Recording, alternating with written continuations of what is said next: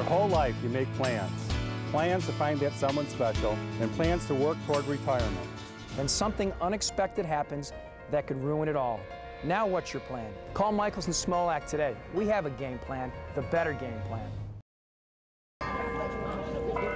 For Catholics, the Mass has been the same for almost 50 years, since it went from Latin to English back in 1964, after Vatican II. Later this month, some of the rituals are changing. And now we've had the wisdom of 4 decades to say, maybe we could express a few things a bit more poetically, a bit more beautifully, and a bit more in fidelity to the definitive text, which is in Latin. Most parishes have been doing practices of the changes for weeks. The problems will be for people who only go to Mass occasionally, like on the holidays, and for people who have the Mass memorized, like the priests. I mean, as simple of a thing as the Lord be with you and with your spirit.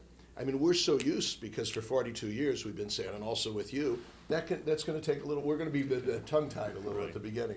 Many familiar responses are also changing.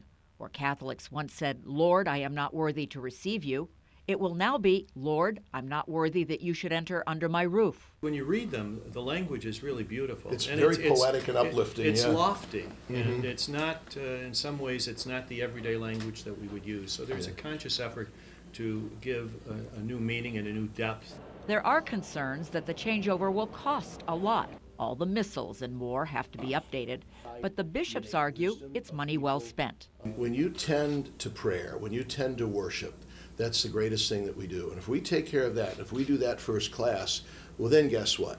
We love the poor better, we educate better, we've got our act together. The changes to the liturgy will start the first Sunday of Advent. That's the 27th of November, the Sunday after Thanksgiving. In downtown Syracuse, Laura Hand reporting.